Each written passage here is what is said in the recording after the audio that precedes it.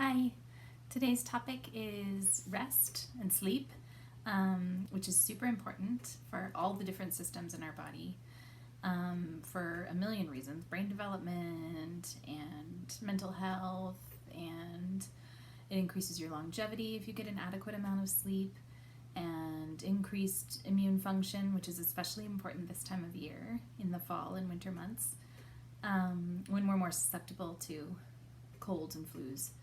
So, I'm just quickly going to plow through a few herbs and supplements and essential oils that might help you get a restful night's sleep. There are a handful of things that I like to mention every single time. For example, diet. Diet will affect your sleep patterns. You want to make sure that you don't eat too close to bedtime because that could make it hard for you to sleep. Definitely caffeine and alcohol can play a part in your sleep patterns.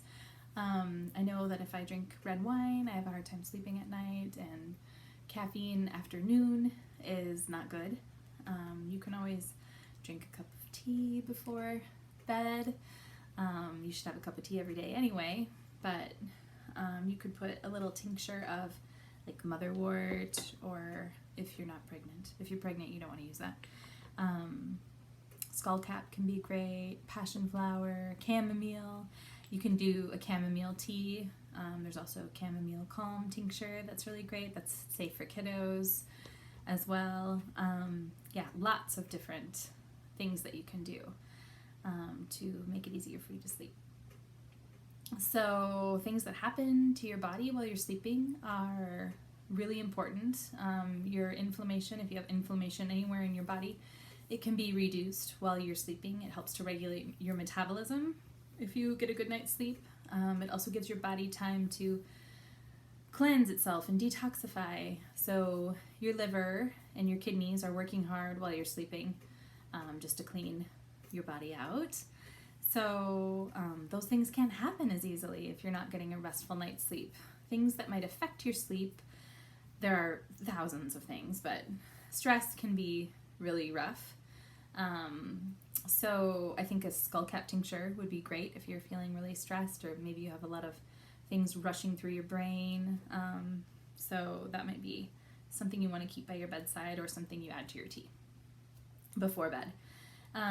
Making habits or rituals at bedtime, having a routine that you follow daily is great for kids, but it's also important for adults. So no screen time an hour before you go to sleep is great.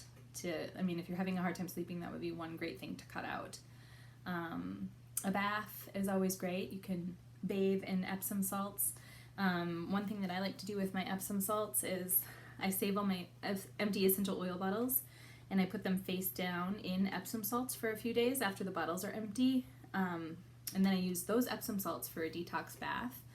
And if you don't have a bathtub, you could always bathe your feet before bed while you're reading your book, or whatever your ritual consists of.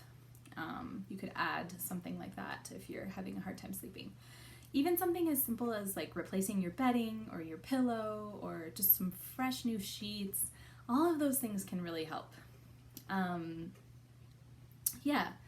So I'm just going to quickly run through a few oils that are great for sleep. Juniper is one that my kids really love. I like it too, but there are so many, so I'll just do them really quickly. Lavender is really great. You can diffuse or apply it topically. It comes in the starter kit.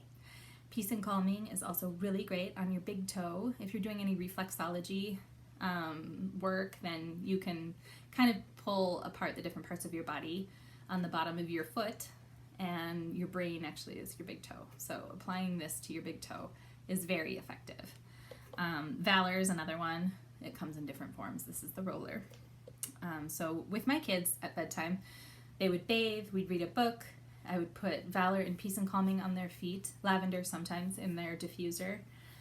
So having a diffuser in everyone's room could also be really awesome if they're having a hard time sleeping. Maybe you just need to cover your eyes with a mask. That could also be helpful.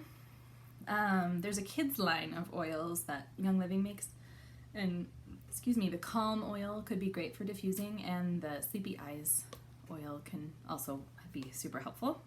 Roman chamomile, valerian, you can get a valerian root tincture that you could eat every night or put in your tea. Valerian oil is great too. It's a little bit stinky, but it works. Roman chamomile or German chamomile, those are both really great for sleep. Rutavala is another roller that I swear by. I keep it by my bed and put it on my pulse points at bedtime to get a good night's sleep. And then I actually make a blend, a roller blend called Sleepy Roller. And it has vetiver, bergamot, lavender, cedarwood, frankincense, and a carrier oil in it. And it's super awesome. It's good in grounding also. You could take a calcium or magnesium, sometimes they're combined, often they are, supplement, which I've found to be super helpful for relaxing, and a probiotic at bedtime. Yeah, those are just a few of the things that can help you.